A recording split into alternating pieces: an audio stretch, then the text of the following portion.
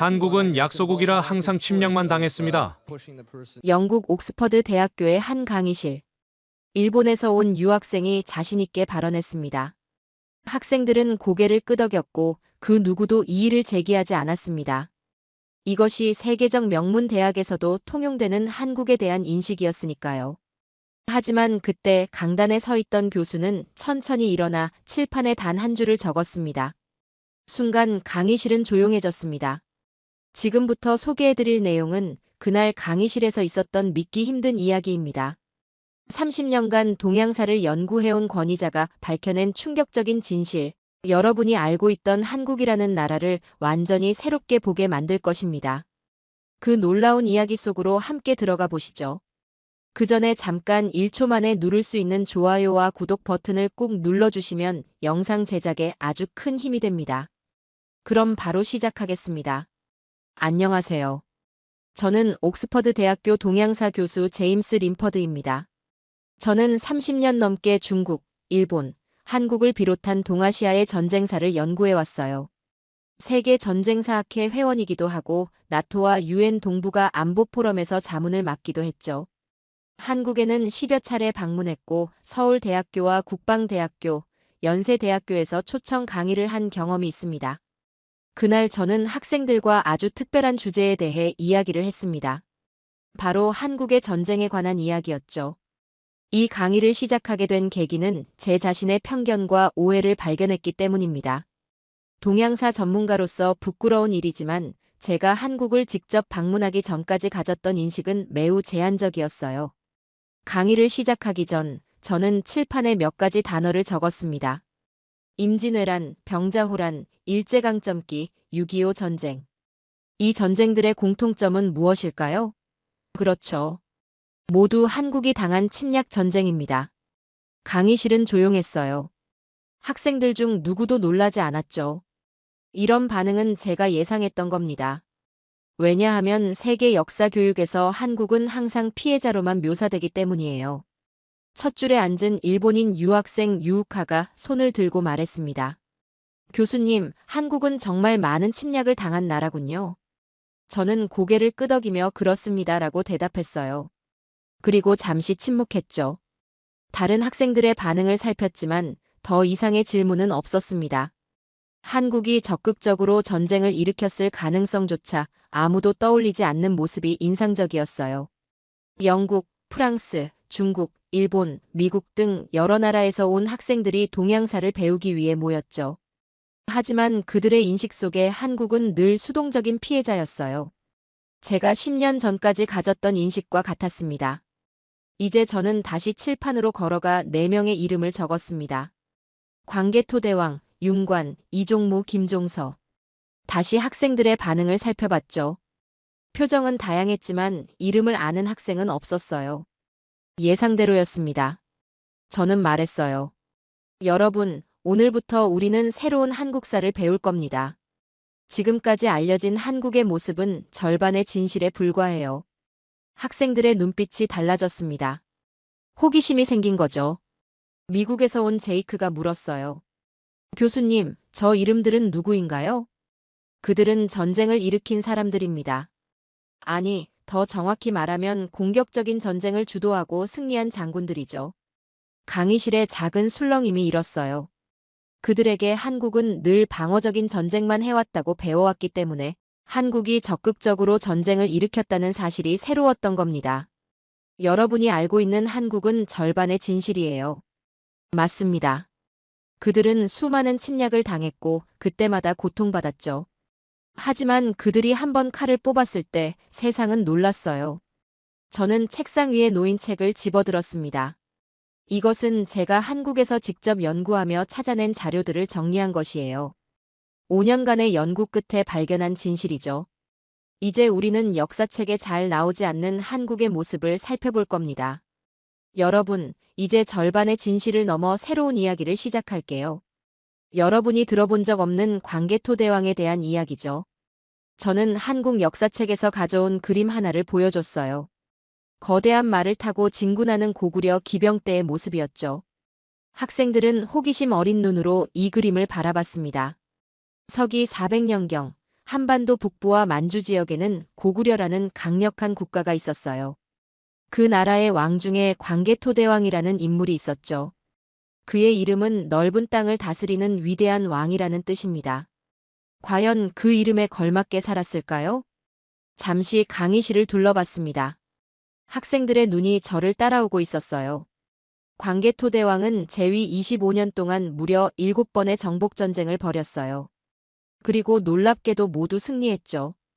특히 그는 5만 명의 군사를 이끌고 외를 정벌했습니다.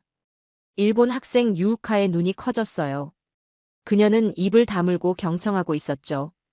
광개토대왕은 왜군을 격파하고 그들로부터 수년간 조공을 받았어요.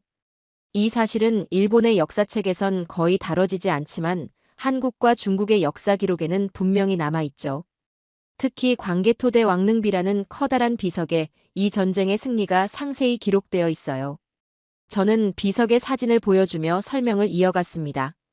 그런데 더 놀라운 건 고구려는 당시 세계 최강 대국이었던 수나라, 당나라는 물론이고 유연, 거란과 같은 북방 민족까지 공격했다는 사실이에요.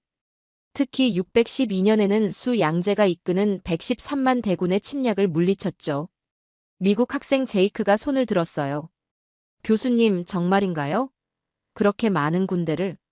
역사 기록에 따르면 그렇습니다. 물론 정확한 숫자는 논쟁의 여지가 있지만 고구려가 당시 세계 최강 대국의 대규모 침략을 물리쳤다는 사실은 분명해요. 프랑스 학생 클레어가 물었습니다. 그런데 그들은 어떻게 그렇게 강했던 거죠? 고구려인들은 하루에 1000리를 달린다는 기록이 있을 정도로 기마 능력이 뛰어났어요. 또한 그들은 산악 지형을 이용한 유격전에 능했죠. 한 번의 기습으로 수십 개의 성을 함락시킨 기록도 있습니다. 강의실은 다시 조용해졌어요. 학생들은 이제 한국에 대한 새로운 인식을 갖기 시작한 듯 했습니다. 특히 흥미로운 점은 고구려의 영토가 현재 한국의 영토보다 훨씬 넓었다는 거예요. 만주 지역 대부분과 연해주 일부까지 포함됐죠. 그들은 단순히 방어만 한 게 아니라 적극적으로 영토를 확장했어요. 영국 학생 리처드가 궁금해했습니다. 그런데 왜 지금까지 이런 역사를 들어본 적이 없죠? 좋은 질문입니다. 동아시아 현대사의 복잡한 국제관계 때문이에요. 중국은 고구려를 자국 역사의 일부로 주장하고 일본은 자국이 패배한 역사를 강조하지 않죠. 서구 역사학계에서는 동양 역사에 대한 관심이 상대적으로 적었고요. 저는 다시 광개토대왕의 그림을 가리켰습니다. 하지만 이것은 부정할 수 없는 역사적 사실이에요. 고구려는 단순한 방어 국가가 아니라 동아시아를 주도한 강력한 제국이었습니다. 그리고 그들의 후손이 바로 오늘날의 한국인들이죠. 고구려의 역사가 놀라웠다면 고려의 이야기도 못지않게 흥미롭습니다. 고려는 918년부터 1392년까지 한반도를 통치했던 왕조였어요. 저는 윤관의 초상화를 보여주었습니다. 단호한 표정에 무장이 그려져 있었죠. 이 사람이 바로 윤관입니다. 그는 1107년 여진족의 침략에 시달리던 고려에서 특별한 군대를 만들었어요. 바로 별무반이라는 특수부대죠. 중국 학생 리우가 물었어요. 별무반이 어떤 군대였나요? 별무반은 오늘날로 치면 특수부대에 가까웠어요. 기병과 보병, 그리고 궁수들로 구성됐고 기동성과 타격력을 모두 갖춘 엘리트 부대였죠. 윤관은 이 부대를 이끌고 여진족을 정벌했습니다. 저는 지도를 펼쳐 보여주었어요. 압록강 너머 깊숙이 그려진 선이 보였습니다. 윤관은 별무반을 이끌고 여진족 영토 깊숙이 들어가 9개의 성을 쌓았어요. 이것이 바로 동북 구성입니다.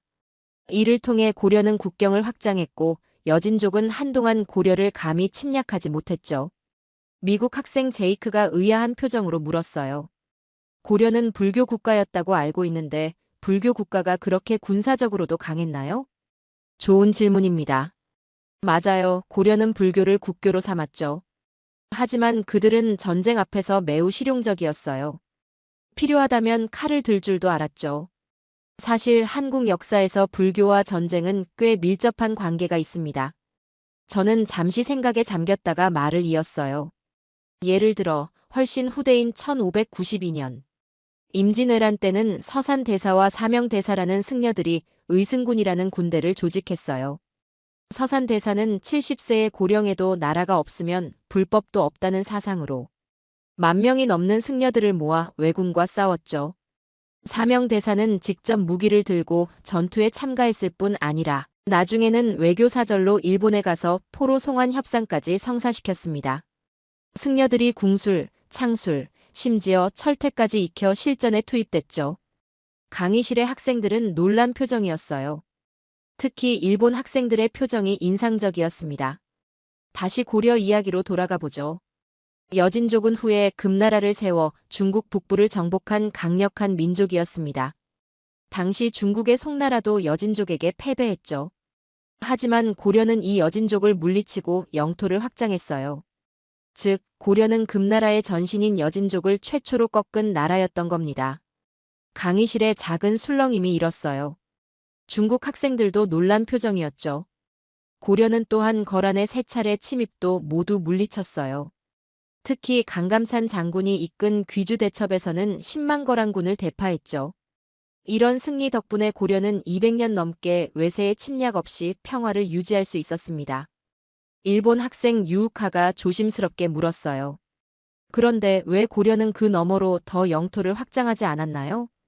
그렇게 강했다면 더 넓은 지역을 차지할 수도 있었을 텐데요. 또 하나의 좋은 질문이네요. 고려는 기본적으로 방어적인 전략을 선호했어요. 영토 욕심보다는 국경의 안정을 더 중요시했죠. 또한 고려는 농업 중심 사회였기 때문에 넓은 영토보다는 안정적인 농경지를 확보하는 것이 더 중요했습니다. 저는 다시 윤관의 초상화를 가리켰어요. 윤관이 만든 별무반은 한국 전쟁사에서 중요한 의미를 가집니다. 이는 단순한 군대가 아니라 외부 위협에 대응하기 위해 특별히 훈련된 엘리트 부대였어요.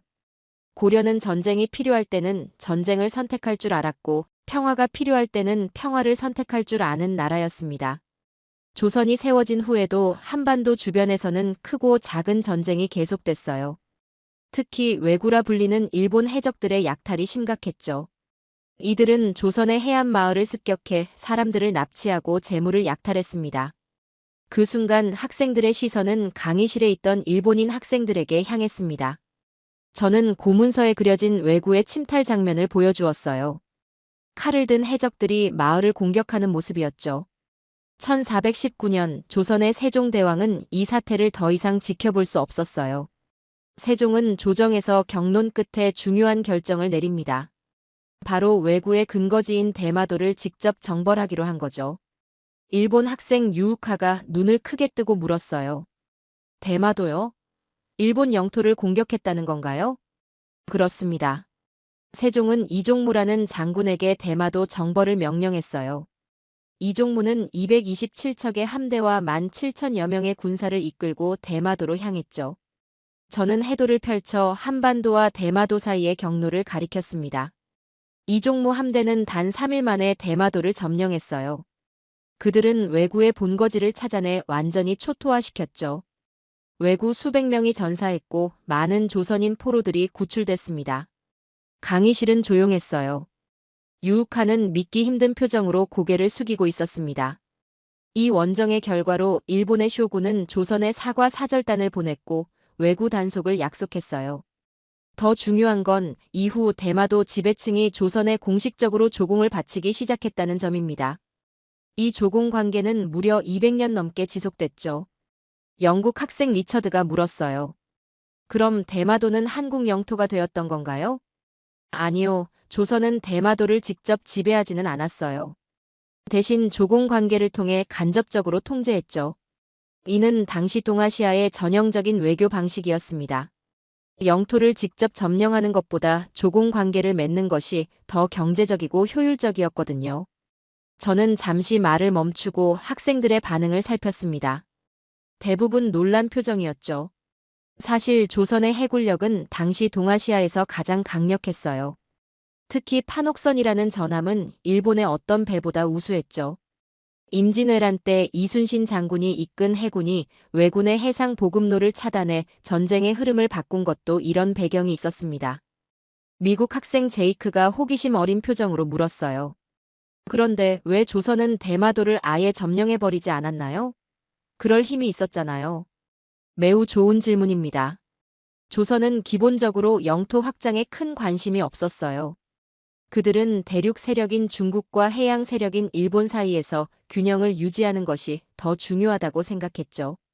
섬을 점령하면 지속적인 군사력 주둔과 행정력 확보가 필요한데 그보다는 조공 관계를 통해 실질적인 이익을 취하는 게 더 합리적이라고 판단한 겁니다. 저는 대마도 정벌을 묘사한 고문서 그림을 다시 한번 가리켰어요. 대마도는 정복하지 않아도 무릎 꿇게 만들었다는 말이 있어요. 이것이 바로 조선의 전략이었죠. 필요할 때 강력한 힘을 보여주고 그 이후에는 평화적인 관계를 선호했던 겁니다. 강의실에는 새로운 한국의 모습이 그려지고 있었어요. 그들이 알던 수동적이고 평화로운 한국이 아닌 필요할 때는 과감하게 칼을 뽑을 줄 아는 한국의 모습이었죠. 대마도 정벌 이후에도 조선은 계속해서 국경 지역의 안정을 추구했어요. 특히 북방의 여진족이 큰 문제였죠. 이들은 압록강과 두만강을 넘나들며 조선의 국경 지역을 자주 침범했습니다.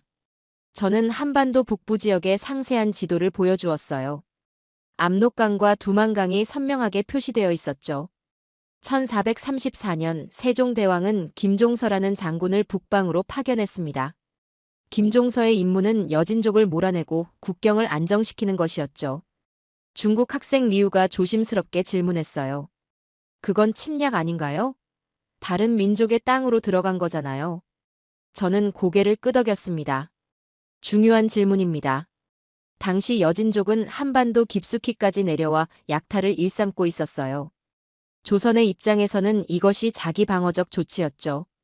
하지만 맞아요. 다른 관점에서 보면 이것은 영토 확장이기도 합니다.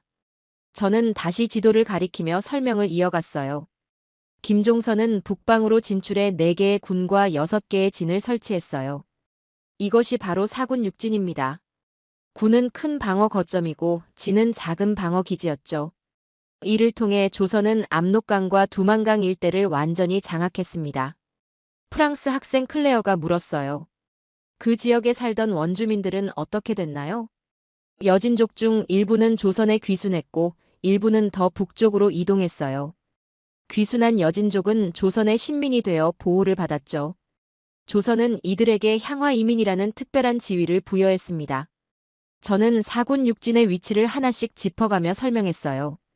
이 과정에서 김종서는 여진족과 여러 차례 전투를 벌였습니다. 특히 니탄게라는 여진족 추장과의 전투가 유명해요. 조선군은 이 전투에서 승리했고 이를 통해 국경선을 확실히 그을 수 있었죠. 미국 학생 제이크가 궁금해했어요. 그럼 지금의 북한과 중국, 러시아 국경은 그때 만들어진 건가요? 놀랍게도 그렇습니다. 물론 약간의 변화는 있었지만 오늘날 한반도의 북쪽 국경선은 기본적으로 김종서가 그었던 선과 크게 다르지 않아요. 그는 글자 그대로 한반도의 현재 모습을 결정지은 인물이었죠. 강의실에 작은 탄성이 흘러나왔어요. 학생들은 한국의 현재 국경이 600년 전에 칼로 그어졌다는 사실에 놀란 듯 했습니다. 사군 육진의 설치는 단순한 군사적 행동이 아니었어요. 이것은 국가의 판도를 바꾸는 역사적 사건이었죠. 조선은 이를 통해 북방 정책의 기틀을 마련했고 여진족의 위협으로부터 한반도를 안전하게 지킬 수 있었습니다. 저는 김종서의 초상화를 가리켰어요. 김종서는 뛰어난 전략가였어요. 그는 군사력만으로 국경을 안정시킨 것이 아니라 이주 정책과 경제 정책을 통해 북방 지역을 조선의 영토로 완전히 통합시켰죠. 그가 설치한 마을들은 오늘날까지도 존재합니다. 영국 학생 리처드가 다시 물었어요. 그런데 왜 더 북쪽으로 진출하지 않았나요? 기회가 있었을 텐데요. 또 하나의 좋은 질문입니다. 조선은 한반도 너머의 영토에는 큰 관심이 없었어요. 그들은 자연 경계인 압록강과 두만강을 국경선으로 삼는 것이 가장 합리적이라고 판단했죠. 더 북쪽으로 진출하면 중국과의 충돌 가능성도 있었고 추가 영토를 관리하는 비용도 부담스러웠을 겁니다. 저는 다시 한번 강조했어요. 우리가 지금 알고 있는 한반도의 국경선은 그때 칼로 만들어진 것입니다. 조선은 필요할 때 과감하게 칼을 뽑아 자신들의 영역을 확보할 줄 알았던 나라였죠. 지금까지 고구려, 고려, 조선의 이야기를 들었습니다. 이제 시간을 더 거슬러 올라가 발해에 대해 알아볼게요. 발해는 698년부터 926년까지 존재했던 국가로 고구려 유민들이 세운 나라였습니다. 저는 동아시아 지도를 펼쳤어요. 한반도 북부부터 만주, 연해주까지 넓게 퍼진 영토가 표시되어 있었죠. 발해는 전성기의 만주와 연해주 대부분을 차지했어요. 남쪽으로는 신라와, 서쪽으로는 당나라, 북쪽으로는 거란과 국경을 접했죠. 그런데 주목할 점은 발해의 해상 활동입니다. 저는 바다를 가로지르는 화살표가 그려진 지도의 한 부분을 가리켰어요. 732년 발해의 장문유 장군은 놀라운 작전을 펼쳤습니다. 함대를 이끌고 바다를 건너 당나라의 산둥반도 등주를 기습 공격했죠. 강의실에 작은 술렁임이 일었습니다. 학생들의 표정이 놀라움으로 가득 찼어요. 장문유는 당나라가 신라와 연합해 발해를 공격할 것이라는 정보를 입수했어요. 그래서 선제 공격을 결정한 겁니다. 이 작전에서 발해군은 당나라 수군을 크게 격파했습니다. 프랑스 학생 클레어가 눈을 크게 뜨고 물었어요. 그렇게까지 해상 전투를? 당시에 바다를 건너 공격한다는 건 매우 위험한 작전이었을 텐데요. 맞아요. 당시로서는 매우 혁신적이고 대담한 전략이었죠. 발해는 고구려의 군사 전통을 이어받았을 뿐 아니라 해상 기술도 크게 발전시켰습니다. 저는 발해 배의 모형 그림을 보여주었어요. 발해는 청해진이라는 해군 기지를 운영했어요. 이 기지에서 수백 척의 배를 건조하고 유지했죠. 발해의 배들은 당시 동아시아에서 가장 빠르고 튼튼했다고 알려져 있습니다. 중국 학생 리우가 조심스럽게 물었어요. 중국 역사책에서는 발해에 대해 잘 다루지 않는데 정말 그렇게 강력했나요? 중국 역사에서는 발해를 말갈의 한 국가로 분류하는 경향이 있죠. 하지만 발해는 고구려의 문화와 정치 체제를 계승했어요. 특히 군사 조직과 전술은 고구려의 것을 많이 이어받았습니다. 저는 장문유의 등주 원정을 그린 고서의 그림을 다시 가리켰어요. 발해의 해상 원정은 한반도 역사에서 매우 중요합니다. 그들은 한반도 역사상 최초로 바다를 넘어 적국을 친 민족이었어요. 이런 해상 전통은 후대 고려와 조선의 해군력에도 영향을 미쳤죠. 영국 학생 리처드가 물었어요. 발해의 해상 전략이 그 후대 왕조들에게 어떤 영향을 주었나요? 발해의 선제적 해상 공격 전략은 후대 고려와 조선의 해군 전략에 깊은 영향을 미쳤어요. 특히 고려는 발해의 해상 기술을 계승하고 발전시켰죠. 조선의 이순신 장군이 임진왜란 때 보여준 해상 전략도 이러한 전통의 연장선상에 있습니다. 저는 마지막으로 강조했어요. 발해의 이야기가 중요한 이유는 한국인들의 해양 활동이 매우 오래전부터 있었다는 것을 보여주기 때문입니다. 그들은 단순히 반도에 갇힌 민족이 아니라 바다를 통해 적극적으로 세계와 소통했던 전투민족이었죠. 여러분, 지금까지 우리는 한국인들이 보여준 전투민족으로서의 모습을 살펴봤습니다. 고구려의 정복전쟁, 고려의 별무반, 조선의 대마도정벌과 사군 육진 설치, 발해의 해상 원정까지. 이 모든 사례들은 한국인들이 결코 수동적인 민족이 아니었음을 보여주죠. 저는 지금까지 보여준 모든 지도와 그림들을 정리하며 말했어요. 그런데 여기서 중요한 의문이 생깁니다. 이렇게 적극적이고 강력했던 민족이 왜 어느 순간부터 침략 전쟁을 거의 하지 않게 되었을까요? 특히 조선 중기 이후에는 대외 정복 전쟁이 거의 없었습니다. 강의실은 잠시 조용해졌어요. 학생들은 이 새로운 관점에 대해 생각하는 듯 했습니다. 영국 학생 리처드가 손을 들고 질문했어요. 교수님, 중국이나 일본처럼 주변 국가들과의 충돌에서 패배한 경험 때문에 소극적이 된 건 아닐까요? 흥미로운 시각입니다만 사실은 그렇지 않아요. 고려는 거란 몽골과의 전쟁에서 여러 차례 승리했고 조선도 임진왜란에서 결국 승리를 거뒀죠. 여기에는 더 깊은 문화적, 철학적 이유가 있습니다. 저는 한반도와 주변국을 보여주는 지도를 다시 한번 가리켰습니다. 우선 지정학적 요인이 있어요. 한반도는 중국이라는 거대한 제국과 바다 건너 일본 사이에 위치해 있었죠. 이런 위치는 끊임없는 균형 외교를 필요로 했습니다. 또한 조선 후기에는 성리학적 세계관이 확립되었어요. 이 사상은 적극적인 정복보다는 내부의 안정과 문화적 발전을 중시했죠. 미국 학생 제이크가 물었어요. 군사력을 유지할 능력이 없어서 그랬던 건 아닌가요? 그렇지 않습니다.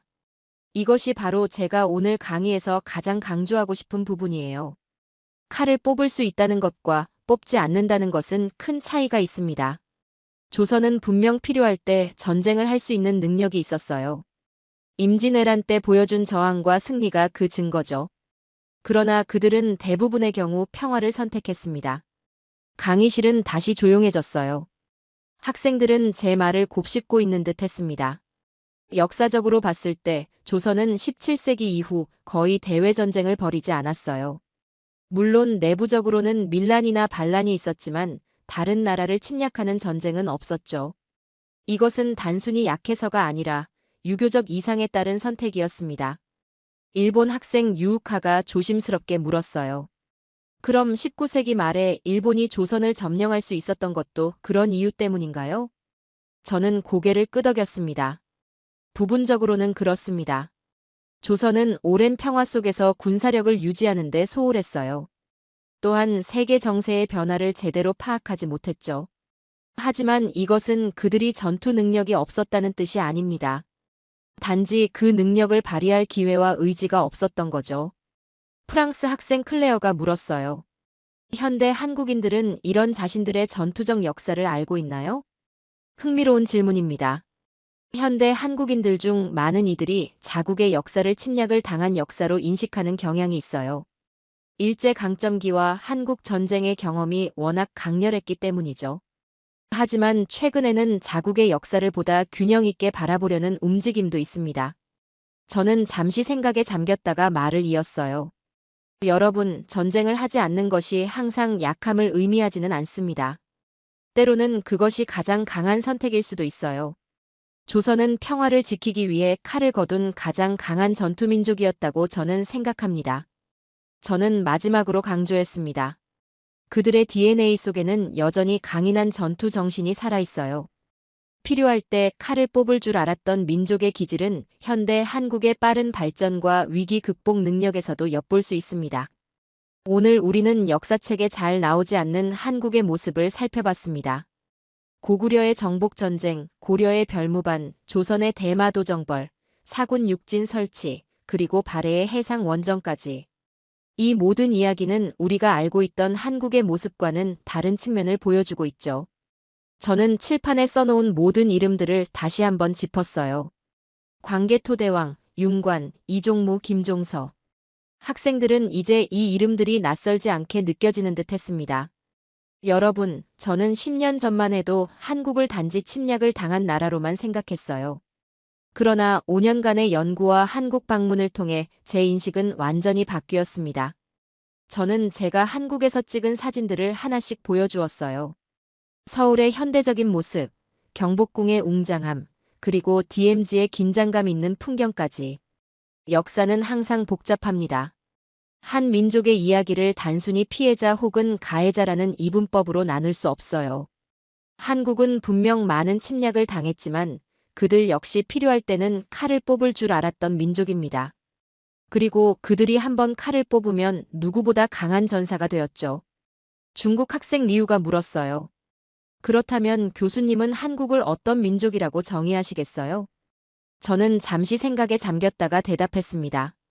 한국은 전쟁을 좋아하지 않는 민족이 아니라 전쟁을 선택할 줄 아는 민족이었다고 생각합니다. 그들은 평소에는 조용하지만 일단 전투가 시작되면 무서울 정도로 변모하는 민족이었어요.